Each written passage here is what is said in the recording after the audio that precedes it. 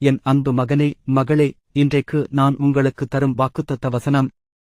நான் உன்னோடு இருந்து, நீ போகிற இடத்திலெல்லாம் உன்னைக் காத்து, இந்த தேசத்துக்கு உன்னை திரும்பி வரப் பண்ணுவேன்.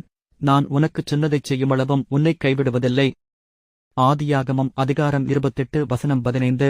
நான் மரண இருளின் பள்ளத்தாக்கிலே நடந்தாலும் பொல்லாப்புக்குப் பயப்படேன். தேவரீர் என்னோடே கூட இருக்கிறீர். உமது கோலும் உமது தடியும் என்னைத் தேற்றும். சங்கீதம் 23 அதிகாரம் 4 வசனம். கர்த்தருடைய வேதத்தில் பிரியமாயிருந்து, இரவும் பகலும் அவருடைய வேதத்தில் தியானமாயிருக்கிற மனுஷன் பாக்கியவான். சங்கீதம் 1 அதிகாரம் 2 வசனம்.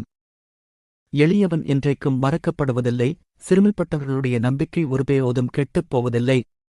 சங்கீதம் 9 அதிகாரம் 18 வசனம்.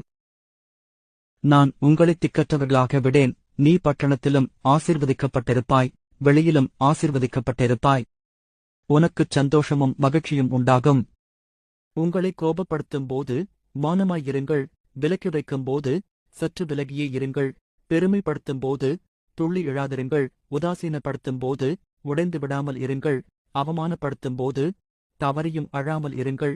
தோல்வி அடையும் போது துளிந்து எழுங்கள். வெற்றி பெறும்போது பணிந்து இருங்கள். காயப்படுத்தும் போது கண்டும் காணாமல் இருங்கள். கர்த்தருடைய கண்கள் நீதிமான்கள் மேல் நோக்கமாயிருக்கிறது.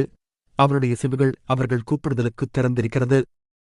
சங்கீதம் 34 அதிகாரம் 15 வசனம்.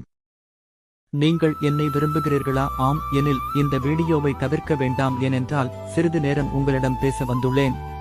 இந்த நாள் உங்களுக்கு ஆசீர்வாதமாயிருக்க நான் தரும் வாக்குத்தத்தம் இது.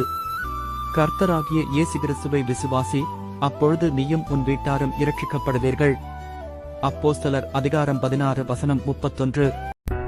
இன்றைய வாக்குத்தத்தம்: நீ கையிட்டு செய்யும் எல்லா காரியங்களிலும் உன்னை ஆசீர்வதிப்பார். உபாகமம் 15 அதிகாரம் 10 வசனம்.